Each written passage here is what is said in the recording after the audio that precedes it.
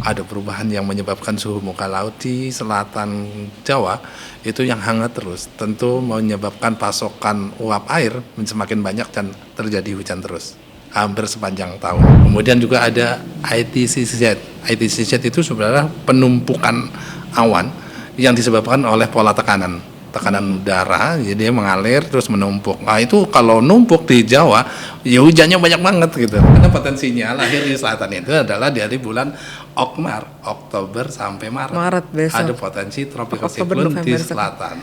Itu yang perlu diwaspadai, kayak munculnya cempaka. Perubahan struktur wilayah ya. Itu sudah banyak tanah-tanah yang tertutup, yang langsung air juga bisa langsung mengalir. Itu akan menambah jumlah ya banjir, tentu akan lebih cepat. Kira-kira Pak Jojo bisa menebak nggak kenapa saya bawa barang-barang ini gitu Pak? Iya, ritual ini. ritual hujan. Ritual ya benar-benar ya. Kalau kearifan lokal di Indonesia itu kan banyak ya Pak, kepercayaannya banyak. Nah, kalau ini berfungsi sebenarnya informasi ini kita mau slip gitu loh. Mau daerah mana sih yang kita nggak hujan itu? Berarti sebenarnya prediksi atau kita secara awam biasanya nyebutnya ramalan cuaca itu bukan sesuatu yang tahayul kan Pak sebenarnya? Bukan. Kita sendiri dalam menghitung.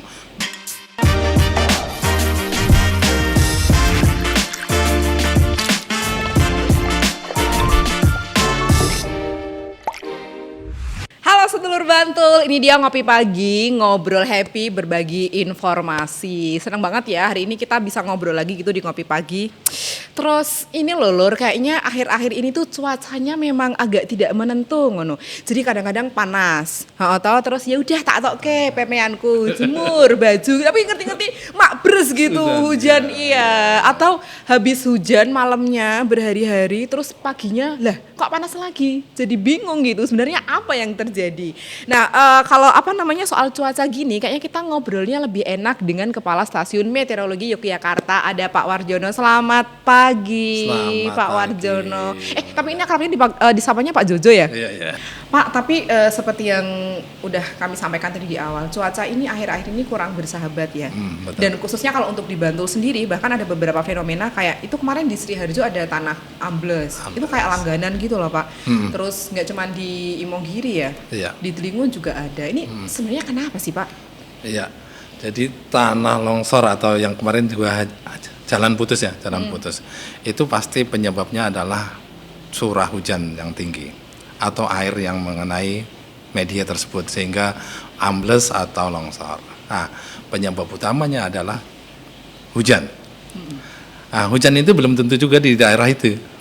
Di daerah yang kena itu belum tentu, tapi bisa juga di atasnya atau di hulunya yang memang mengenai nanti di ujungnya yang mengenai di daerah yang ambles. Nah, itu makanya ketika membuat suatu persiapan ya aksi merespon peringatan dini itu perlu dilihat dulu daerah mana. Daerah saya adalah dipengaruhi oleh jumlah curah hujan di sana. Tapi kalau misalnya balik lagi soal curah hujan kan, Pak Jojo. Nah ini sebenarnya hitungannya normal atau ekstrem? Ya, ada kategori normal, ada kategori ekstrim ya sebenarnya. Kalau curah hujannya mungkin di sini masih normal-normal aja, tapi yang di atas tadi di hulunya bisa dikategorikan ekstrim. Kategori ekstrim itu bisa ada aja dalam hitungan jam atau hari. Kalau jam, ketika lebih dari 20 milimeter ya. Milimeter itu kalau tingginya lah 20 milimeter kecil itu masih di bawah senti kan ya. Terus kemudian kalau satu hari lebih dari 50 milimeter ya kecil sebenarnya.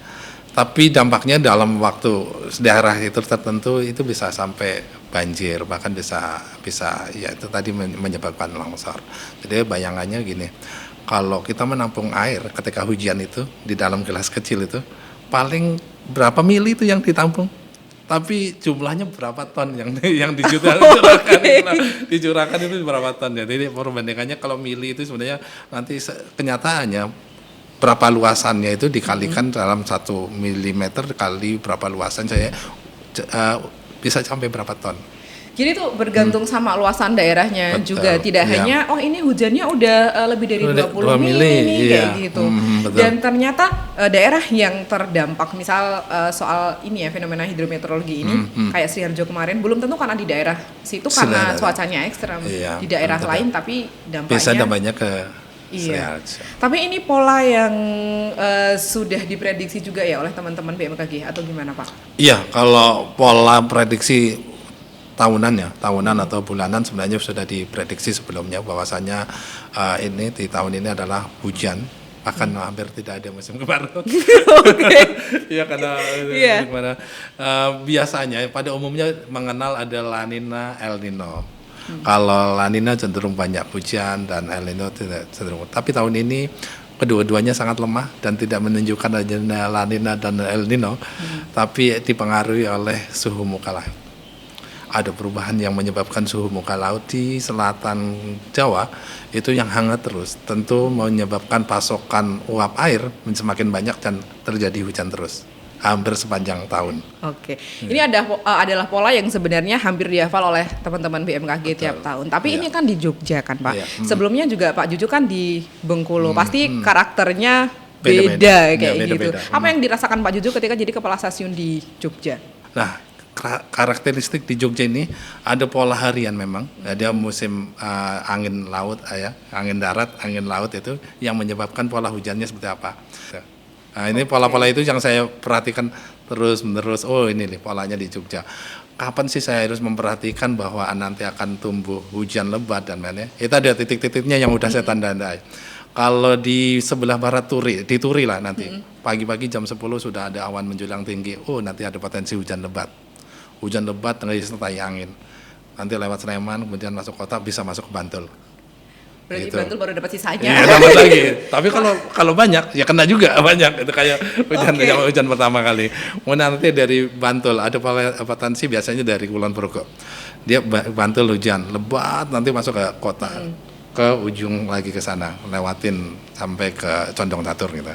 Itu polanya gitu. Terus kalau dari Gunung Kidul pun dari Gunung Kidul nanti masuk juga ke kota dan Bantul juga bisa dapat lagi. Dapat lagi. Iya. Makanya kadang-kadang kenapa sih Bantul lu terakhir Terakhir dapatnya. Iya, bahkan kadang gini ya Pak Jojo, Iya. misal kita dari Sewon, Iya. terang benderang, masuk Bantul tuh loh, masih satu kabupaten loh Pak, Iya. tiba-tiba hujan. Hujan. Ini daerahnya kena kutukan apa gimana gitu Pak? Kenapa bisa kayak gitu? Iya, ya itu satu karena memang ada pembentukan yang berbeda.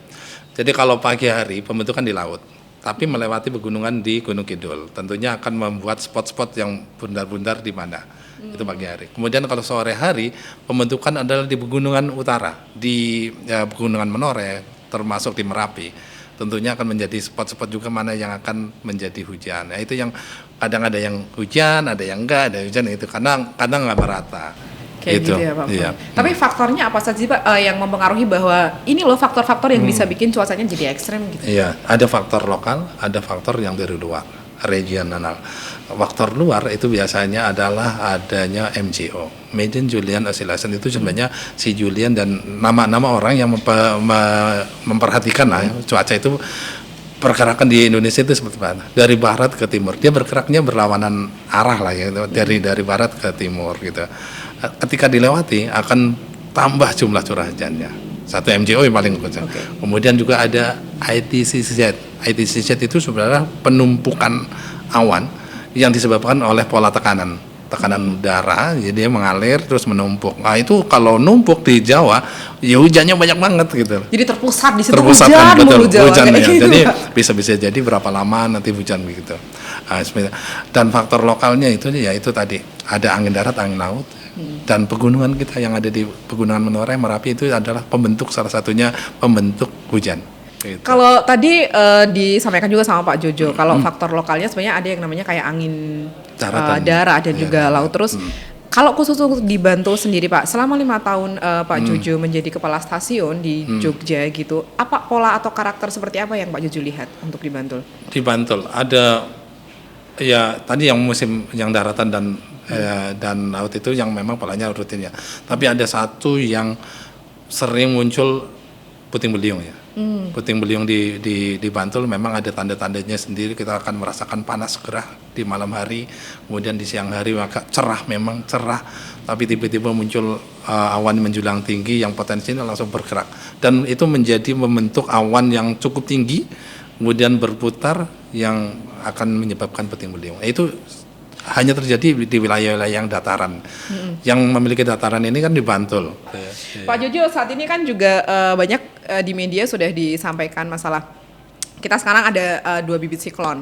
Ada siklon, nanti kami dikoreksi ya Pak kalau misalnya salah, 92W dan juga 95B. Atau kita menyebutnya apa ya Pak? Dan ada satu siklon Vina kalau tidak salah. Tapi sebelum itu kayaknya diminum dulu deh Pak kopinya. Saya dari tadi udah ada kopi takut dingin Pak Jojo. Silakan.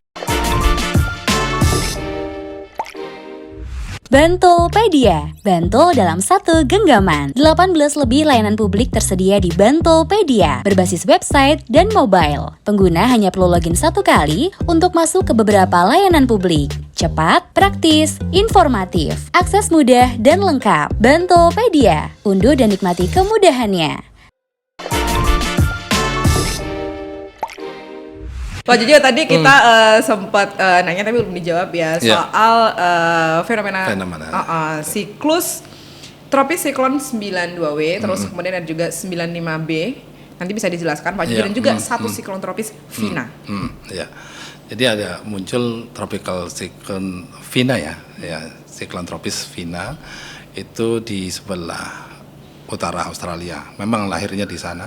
Jadi penyebutan nama-nama itu ya 92W sama 95B itu sebenarnya wilayah-wilayahnya. Kalau di B itu di sana di utara Papua ya, di daerah situ. Kemudian yang B ya, yang barat di Sumatera.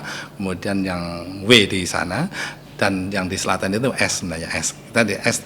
Tapi begitu di bawah 1000, tekanannya di bawah 1000 itu langsung disebutkan itu. Nanti setelah menjadi syarat-syarat menjadi tropical cyclone akan dinamain.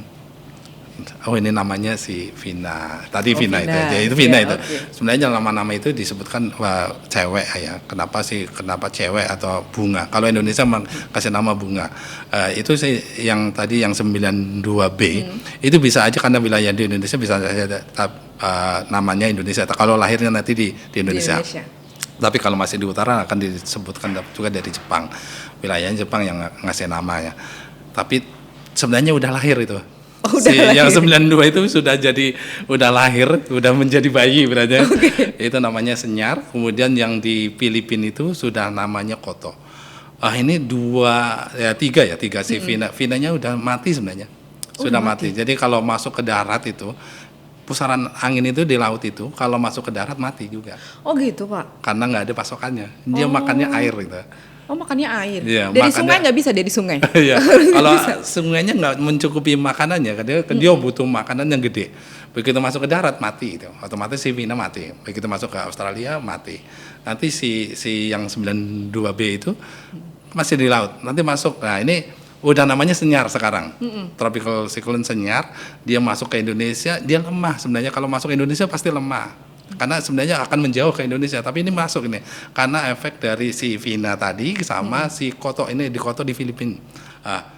Ketika mati di sini akan berubah, hujan lagi nanti ini di sini hujan lagi karena udah nggak ada yang mempengaruhi kan, nggak ada yang narik gitu loh. Kita kayak kena kepretan aja. Jadi pola-pola seperti itu sebenarnya kami pelajari. Oh kapan sih dia akan makan sampai habis di sana bawah, kemudian akan begitu mati. Di sini akan kembali hujan lagi, hujan lebat lagi gitu. Oke. Jadi saya ngebayangin sebenarnya teman-teman BMKG ini sehari-hari juga kayak menantikan kelahiran bayi, ya kan Pak? Kapan dia akan tumbuh? Udah ngerti dia pergerakannya sampai mana anak ini dia akan tumbuh? Dia bakal makan di mana nih? Masuk Indonesia apa enggak gitu kan Pak? Iya. Dan berarti nggak begitu berdampak banget sama Bantul ya? Iya, akan mengurangi. Nanti si Koto ini kalau gede karena di posisinya di utara akan mengurangi. Tapi bedanya nanti kalau lahirnya di selatan. Itu yang di selatan. Karena potensinya lahir di selatan itu adalah dari bulan Oktober sampai Maret. Besok. Ada potensi tropical cyclone di selatan. Itu yang perlu diwaspadai kayak munculnya cempaka. Cempaka bulan November ya. Kita jadi inget cempaka ya, Jawa dulu pernah. Nah kalau misalnya untuk sekarang, apakah ada kemungkinan atau potensi bahwa cempaka-cempaka yang lain akan muncul atau lahir di sisi selatan kita, Pak Jojo? Iya, ini tadi kembali lagi, di mana posisi matahari berada, itu akan bisa melahirkan tropical cyclone. Kalau lahirnya di Indonesia akan dikasih nama bunga. Tadi cempaka dan seroja waktu itu muncul kan. Dia ada nama bunga. Nanti akan lahir lagi sih ya, nama-nama bunga yang ada potensi di Indonesia. Yaitu lahirnya di bulan Okmar itu. Saat matahari pergerakan semu matahari kita berada di selatan. Tapi Pak, berarti sebenarnya Bantul terutama hujannya tuh nggak yang lebat-lebat banget, nggak yang kalau kita di Filipina yang dibawa sama sampai ekstrem, foto gitu. Tapi kalau dilihat memang beberapa tahun terakhir misalnya nggak pernah tuh dengar yang namanya Bantul banjir atau apa. Tapi sekarang belakangan ini bahkan dulu pernah ada kayak di 2017 masih di Bengkulu tapi ya Pak Jojo ya. Sempat yang Jogja kok akhirnya bisa banjir kemudian mungkin karena banyak faktor kan Pak Jojo sebenarnya. Gimana masyarakat harus menyikapi ini? Biar nggak nyalain hujan terus. Betul ya. Sekarang kan istilahnya juga ada yang perubahan ya global warming. Semakin berubah temperatur semakin tinggi, semakin banyak jumlah curah hujan ekstrim. Tentunya Bantul tentu ada potensi itu. Dan kemarin beberapa hari ada yang ngupload, di Kaliurang aja banjir gitu. Ada daerah gunung kan. Zaman saya kecil daerah gunung nggak ada. Iya. Jadi semakin ke depan jumlah curah hujan yang ekstrim akan semakin banyak. Kemudian pola tanam atau pola perubahan struktur wilayah ya, itu sudah banyak tanah-tanah yang tertutup, yang langsung air juga bisa langsung mengalir. Itu akan menambah jumlah ya banjir tentu akan lebih cepat. Ya pembangunan kita tidak bisa dibendung, itu pasti akan aja. Tapi ada keseimbangan yang memang harus diikuti ya. Artinya semakin banyak lahan yang terbuka juga semakin banyak pohon yang harus ditanam. Kemudian ada istilah yang sebenarnya kita bisa istilahnya adalah apa sih? Sedekah air. Sedekah air mungkin yang sekarang belum terlalu banyak. Kalau semuanya diwajibkan membuat sumur serapan, saya kira akan terkendali. Tapi kalau ini tidak ya atau kurang ya, tentunya akan semakin berbahaya karena semakin ke depan adalah potensi cuaca ekstrem akan semakin banyak muncul. Itu yang harus disikapi. Ada dua hal menarik yang disampaikan oleh Pak Jojo tadi. Pertama karena climate change, karena perubahan iklim, dan yang kedua soal bagaimana tadi masyarakat melihat tata kelola yang sekarang. Saya jadi kepikiran soal kearifan lokal. Kalau di Jawa ada yang namanya kayak titi mongso gitu Pak. Tapi kita bahas yang pertama dulu soal perubahan iklim. Sejak zaman saya SD sih sebenarnya. Saya udah tua ya. Maksudnya kayak iklim kita sudah berubah. Ada yang namanya efek rumah kaca. Ozon kita semakin menipis kayak gitu. Seberapa parah dampaknya dengan perubahan cuaca kita sekarang Pak Jojo?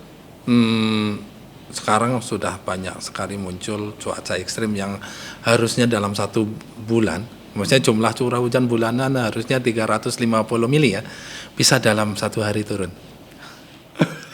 Itu ya karena semakin tadi efek rumah kaca, semakin banyak yang sudah merubah kondisi di bumi ini dan semakin merubah kondisi perubahan pembentukan awan yang lebih cepat. Kemudian dalam 1 hari bisa diturunkan dalam 300 mili. Kejadian kemarin sebelum Lebaran juga, itu udah sangat ekstrim. Itu banjir gitu. Tapi di Bantulnya kan sebenarnya hujan-hujan biasa aja. Tapi di sana wah ekstrim. Tapi kita dapat dampaknya apa Jojo? Jadi dari banjir Imogiri sampai segini airnya, itu kan berarti memang ada perubahan. Dan termasuk sebenarnya yaitu tata ruang juga memang mempengaruhi juga ya. Mungkin itu yang perlu kita sadari bahwasanya juga karena semakin banyak jumlah curah hujan yang dijatuhkan lebih cepat juga alirannya juga akan lebih cepat, juga akan mempengaruhi itu. Terus ini karena tadi juga Pak Jojo sampaikan karena akibat ini juga harusnya tadi misal 1 bulan harusnya nggak kayak gini cuaca ekstrimnya. Kenapa sehari terus bisa jadi begini? Kita kan nggak pengen ke depannya jadi malah kok sedino iso semene to ya udane kayak gitu. Kita nggak pengen kayak gitu ya Pak. Betul. Dan keadaan ini juga sebenarnya mempengaruhi kalau di Bantul itu kan masih banyak nih saudara-saudara kita yang petani, nelayan. Kalau dulu mereka lihat yang namanya titi mongso itu kearifan lokal ya Pak Jojo. Betul. Kapan mereka harus bertanam, kapan mereka panen. Betul. Kalau nelayan kapan ya aku harus Iya. melaut kayak gitu. Itu Iya. ada semacam kebingungan gitu buat mereka. Iya, memang ya itu tadi ada perubahan yang Titi Mongso itu dari Jogja itu sebenarnya ilmu yang memang hampir sama yang dipelajari oleh BMKG dan beliau waktu itu kami juga mempelajari ya sebagian lah mempelajari. Dia juga polanya juga menghitung pola matahari, bukan pola tanggal ini ya, Iya. dia pola kapan akan musim ketiga, Iya, musim betul. kemarau itu hampir sama sebenarnya. Tapi sekarang kondisinya sudah berubah. Artinya tidak sama dengan dahulu. Ya tadi yang dia bilang Okmar bulan hujan, Asep bulan kering. Sudah bisa bergeser. Bukan bergeser tapi mungkin ada pola-pola yang jatuhnya berbeda. Dan ada faktor yang dari luar yang mempengaruhi. Ya kayak misalnya El Nino, La Nina itu dulu nggak dikenal. Sekarang kita sudah mempelajari itu. Kemudian MJO dulu nggak dikenal. MJO apa sih MJO itu nggak ada. Sekarang sudah ada. Nah, yang membedakan adalah tadi Titi Mongso sama yang di BMKG kan karena perubahan sudah semakin banyak dan kami juga melakukan penelitian yang berbeda. Mempengaruhi jadi beda si Titi Mongso ini Juga. harusnya udah ini kok Udah, ya ini harus udah. beradaptasi Iya, juga iya, sebenarnya, itu oke. akhirnya berbeda gitu juga itu dah. Nah itu yang perlu disikapi atau mungkin kita sudah mulai merubah kondisi Titi Mongso ini mungkin sudah nggak cocok lagi. Nah, itu dulu juga kami mempercayai bahwa Okmar dan Asep adalah musim Hujan, penghujan dan pengering, iya, tapi gitu. bisa bergeser waktunya, bisa bergeser dan bisa menyebabkan harusnya ini kan musim kemarau, kok hujan terus. Iya, Itu yang oke. kejadian di tahun ini kan. Ternyata yang mempengaruhi adalah efek global juga. Suhu muka laut yang sangat hangat terus akhirnya kita menjadi hujan terus-menerus. Nah, itu yang bisa melihat siapa? BMKG kita bisa melihat ya, Iya, karena bisa bisa. melihat ukuran-ukuran itu. Mungkin nanti update di BMKG bahwasanya, informasi berikutnya apa sih sebenarnya gitu. Gitu yang Oke. Tapi ada kearifan lokal yang lain loh, Pak Jojo. apa itu? Bantolpedia, Bantul dalam satu genggaman. 18 lebih layanan publik tersedia di Bantolpedia, berbasis website dan mobile. Pengguna hanya perlu login satu kali untuk masuk ke beberapa layanan publik. Cepat, praktis, informatif, akses mudah dan lengkap. Bantolpedia, unduh dan nikmati kemudahannya.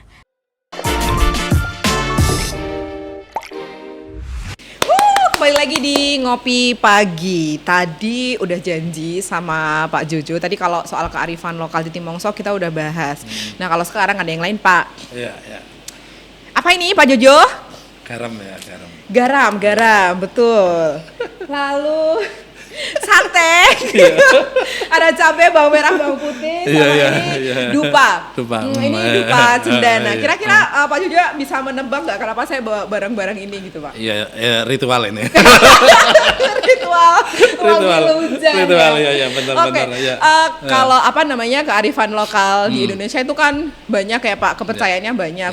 Nah tapi kalau misalnya secara ilmiah Pak Jojo, apakah memang memungkinkan kita hujan please, hujan pergilah gitu kan Pak? Kalau lagunya apa tuh Kodomo ya, anak-anak. Ada Pak cara-cara kayak gitu? Ya ada sebenarnya dari secara ilmiah tentunya ada. Dulu mungkin dulu masih ya begini ya artinya pakai di tempat saya juga ada di bahkan bukan cuma di sini di luar negeri pun ada. Oh ada ya Pak? Ada juga. Jadi kemarin saya dengan orang Jepang pun ternyata mereka juga masih melakukan itu. Oh masih, kan kalau misalnya kita nih Pak, kita alat penghentikan hujannya adalah cabai, bawang merah, bawang putih, dupa. Kalau BMKG pakai apa Pak? Ya itu, jadi BMKG itu teknologi namanya teknologi modifikasi cuaca. Modifikasi cuaca ini boleh mengalihkan atau membuyarkan juga boleh. Membuyar. Iya, atau mendatangkan. Oh bisa tiga-tiganya. Iya, jadi tergantung kebutuhan. Ketika banyak asap, banyak kebakaran, kita bisa mendatangkan. Teknologinya nanti digunakan teknologinya apa. Kemudian kalau pingin mindahin gitu, bisa dipindahkan bisa. Jadi ada tergantung mau dipindahin kemana. Kemudian yang di tengah karena memang dipindahin juga jauh, kita punahkan. Oh bisa dipunahin Pak? Iya, metodenya kenapa? Ditembak Iya, gitu? iya, Gimana? Jadi prosesnya begini, ketika kita harus memunahkan, yaitu kelembabannya tinggi. Potensi kita sudah membuat perakhiran nih, di sini akan hujan lebat yang akan berpengaruh terhadap wilayah yang terbanjirkan itu. Karena ada potensi hujan lebat, tentunya kita melihat juga mengukur kelembaban di situ seperti apa. Ketika kelembabannya tinggi, tentu bagaimana sih cara menguranginya? Kita tabur dengan CO3. CO3 lah istilahnya, mungkin itu kapur ya. Sehingga kelembaban ini akan berkurang. Terbanglah di situ. Kemudian kalau memindahkan, potensi hujannya ini di mana gitu. Iya. Kita tabur sana dong, pindahin sana gitu. Ke Bantul gitu. Iya, ke Bantul gitu. Iya, ke Bantul bisa. Tergantung requestnya mau kemana. Kita pindahin di sebelah sana. Di sana ditebarlah NaCl, garam. Yang di garam. Kenapa pakai garam benar ya? Pakai garam. Iya. Digaram di sana, tentu akan menjadi awan-awan ngumpul di sana. Dia terjadi pembentukan awan di sana. Jadi yang di sini nggak jadi hujan, tapi pindahnya ke sana.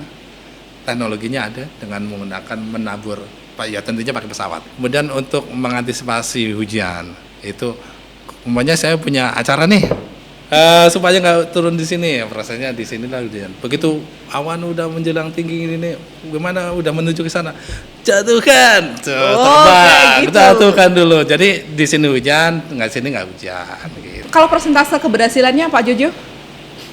Ya kalau selama ini berhasilannya ya 90%-nya aja, 90%. lebih ya, bahkan bisa lebih ya.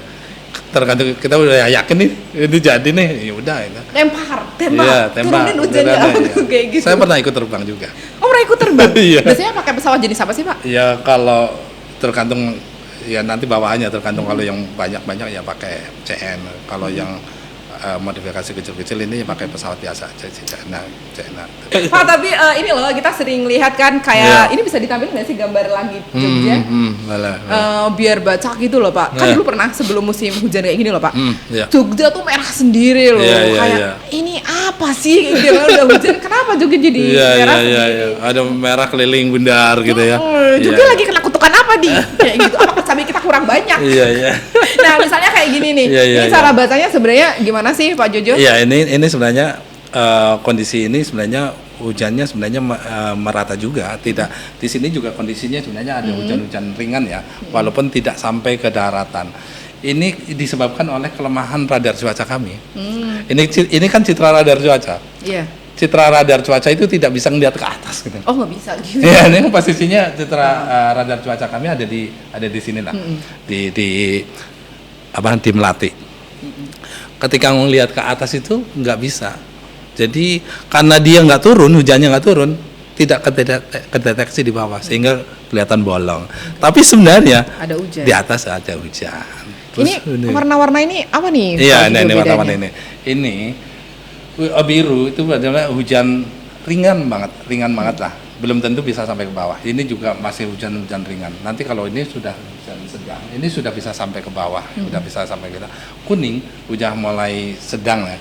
Merah hujannya lebat banget, warna merah lebat banget gitu. Apalagi sampai warna ke ungu, pink ya. Pink itu sudah ekstrim, benar-benar ekstrim. Iya. Pernah ada pink? Jogja pernah? Pink, Pak? Iya, sampai pink ya pernah. Itu biasanya udah hujan es. Udah berapa kali? Hujan es, ya ada di sih. Jogja udah berapa kali hujan es itu biasanya sudah sampai pink. Oh, ini gerak-gerak terus gini ya Iya, Pak. Ini ada, ini bergeser, pink. Dulu iya. pernah sampai pink yang mana Pak Jogja? Iya, sampai ini. Ini. Itu udah Oke. ekstrem. Kalau hujan es biasanya segitu. Itu udah melebihi dari warna merah gitu kan. Udah itu ya karena semakin besar butiran itu akan menunjukkan itu. Jadi ini butirannya sangat semakin ke warna ungu itu butirannya semakin besar. Kalau hujan es udah gede-gede, udah itu pun sebenarnya di atas sudah mungkin sebesar bola tenis ya. Gede dong Pak. Iya gede, kan begitu turun ada gesekan, jadi kecil. Berarti kayak misalnya kita di sini nih, oh ini berarti ini lagi hujan. Betul. Yang warna-warna ini adalah hujan sedari biru. Ini pakai citra satelit gitu ya Pak? Ini citra radar cuaca.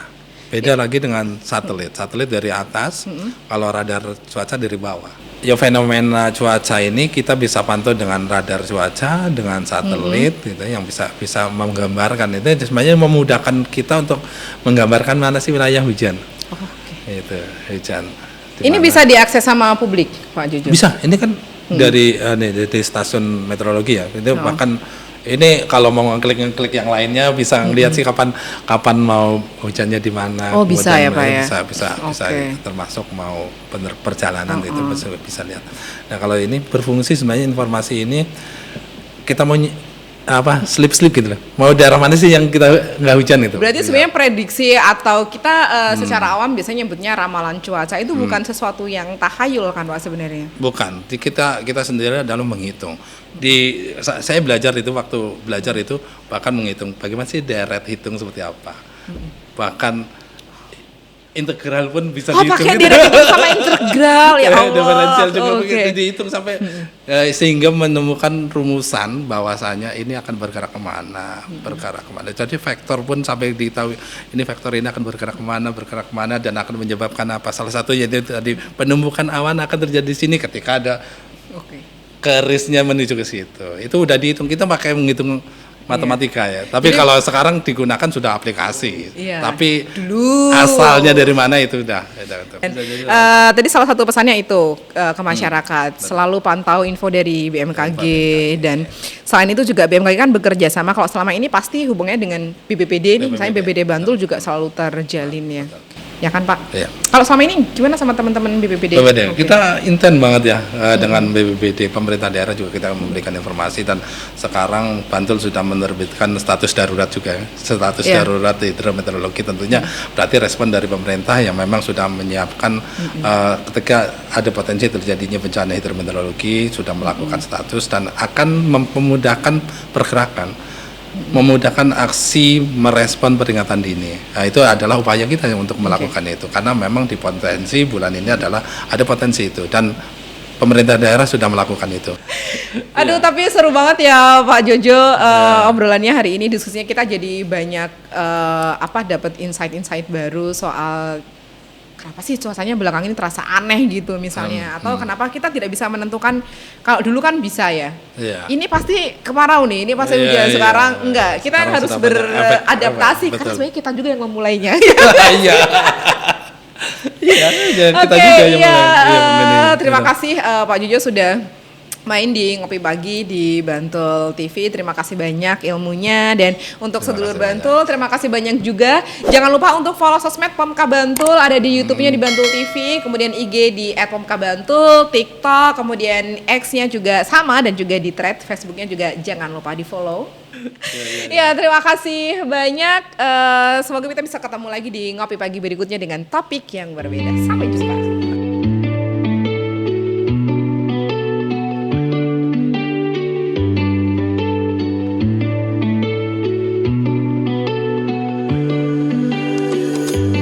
Looking out the window, what a perfect day.